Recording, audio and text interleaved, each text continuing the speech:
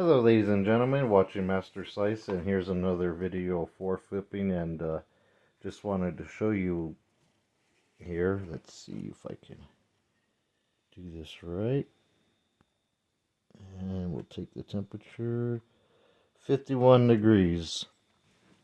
And that's the old floor. As you can see, let me pan and pull out a little bit, and let me just show you what's really going on here. Because I wanted to show you. That's the old floor, obviously, and it's marking at 51 degrees.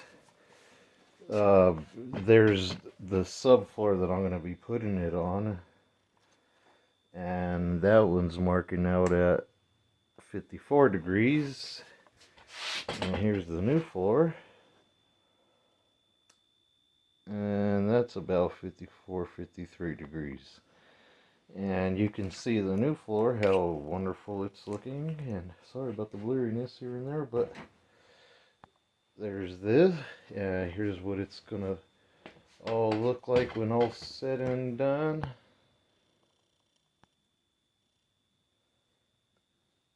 Hoping you like. Did a little custom work over here.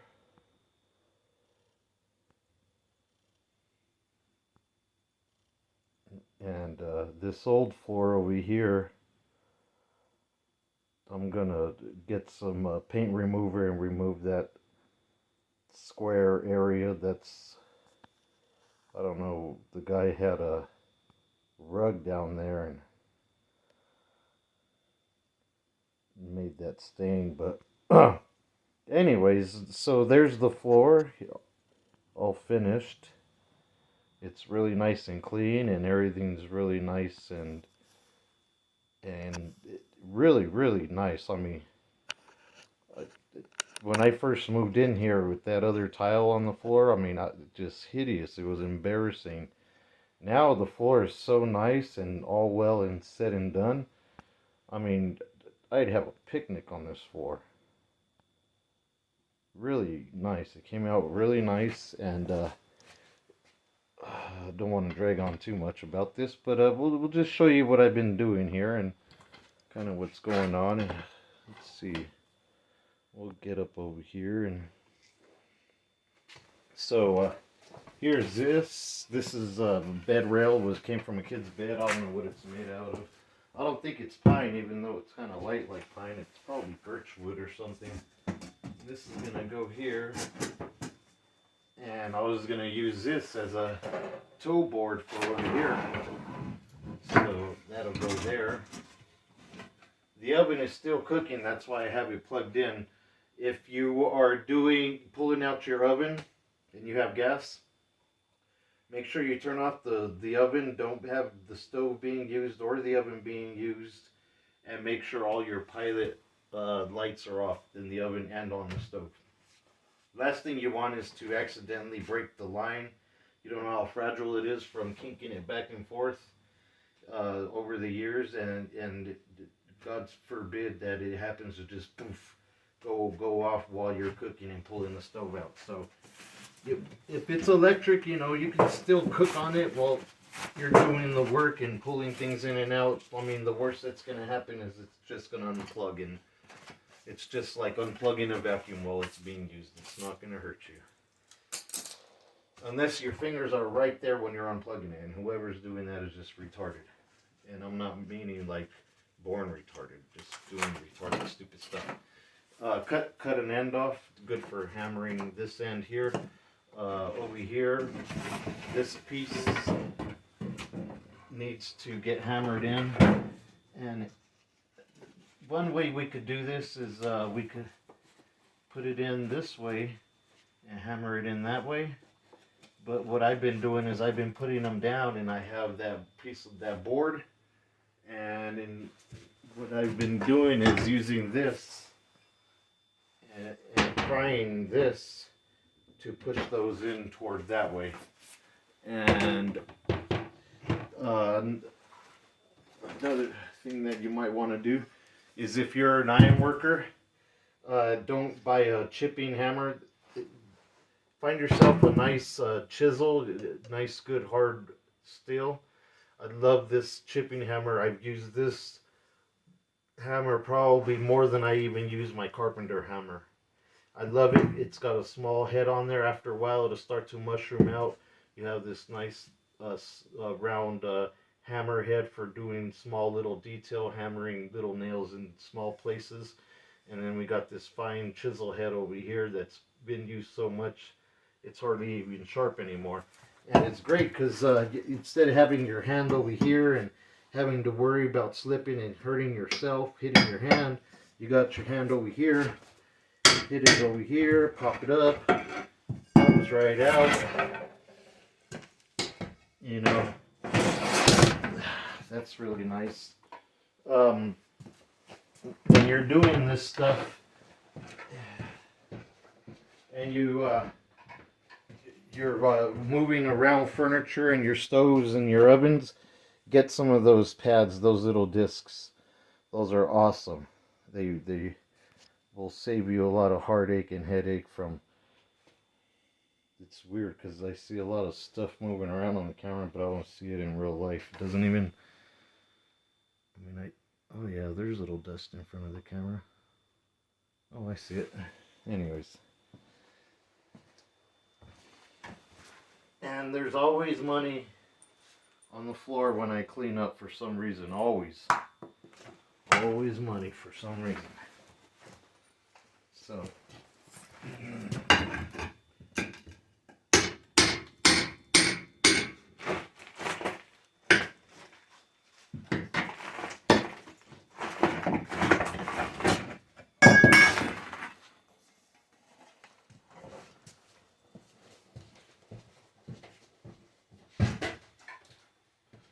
And so basically that's how we're going to tear it all apart. Let me just get that last one, that way we can see how we lay it down.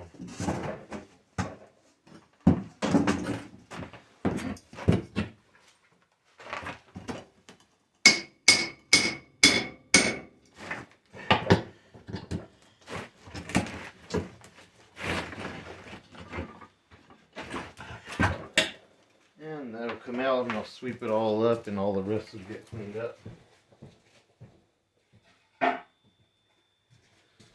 And then after I sweep it up, I'll clean it up and then I got the tile glue and we'll tile glue all of this down and then this piece will go in.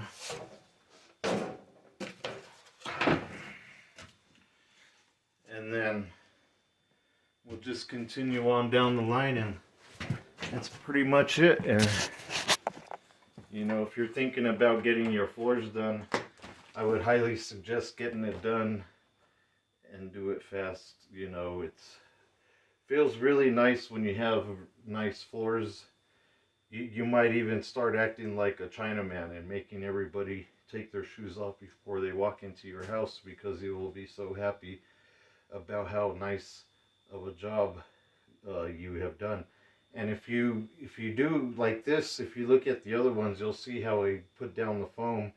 And even if you paid a little extra for the $75 for the 100 square yards instead of this other stuff, which is just packing foam. And I like this packing foam. I mean, I glued a little bit down on the subfloor, and then I glued also the fake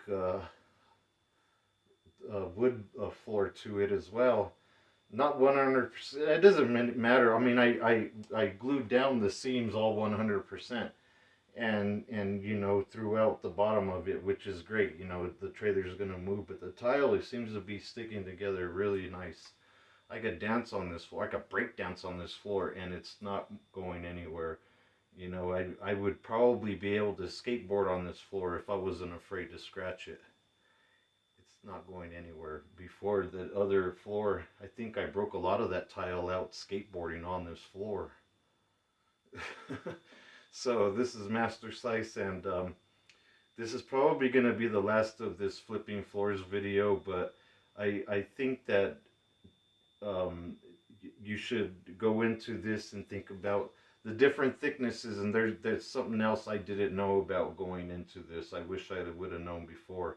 There are different thicknesses of this subfloor, so you might want to keep that in mind when you're doing these different floors in your house, because you might have a floor that's just a tiny bit higher or lower than the other, and if you use these different thicknesses, you might be able to get them to come back to level, or do the opposite and make it more dramatic. Really up to you, and I hope that gave you some ideas of what to do, and really, if anything, it made the floor 4 more degrees warmer in just a 50-degree temperature thing. If it was like at 20 degrees right now, instead of one being 50 and the other one being 54, it would be more like one would be more like 40 and the other one would be more like 48. So there's a really big difference, and your feet feel it, and your budget's going to feel it. If you're paying money into keeping your house warm, this is going to save you money there. So yeah, you're going to pay a lot up front to get it done, but in the wintertime, you're going to feel more comfortable, and so are your pockets. This is Master Slice. Peace out.